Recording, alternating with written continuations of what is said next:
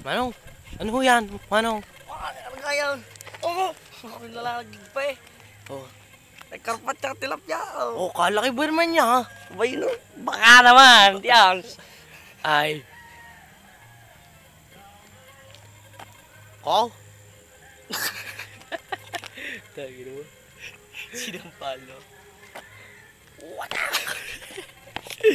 Tay.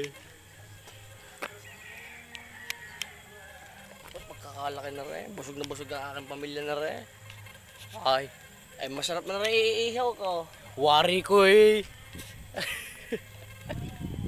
Wari ko rin tilapia pag inihaw ko yung napakasarap.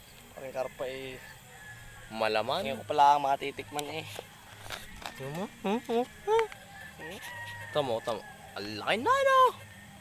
Dilat na dilat eh. Bay, tingin ko dito yung ano eh, maganda tulog eh.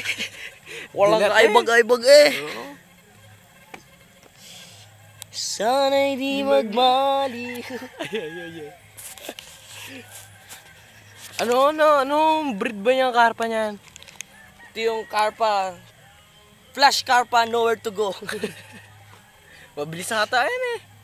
Dami ko ng breed na ganito, namatay. Paano yung nahuli yan?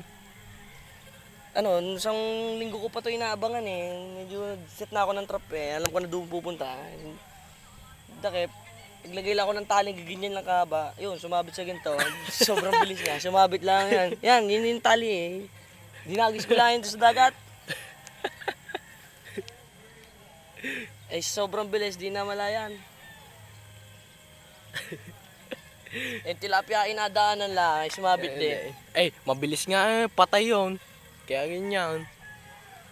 Pati itong mga isda ko eh, talagang magaganda tulog. Eh, walang Dilat na dilat kaibag-aibag eh. Dilat na dilat eh. Tiko rin nakabato.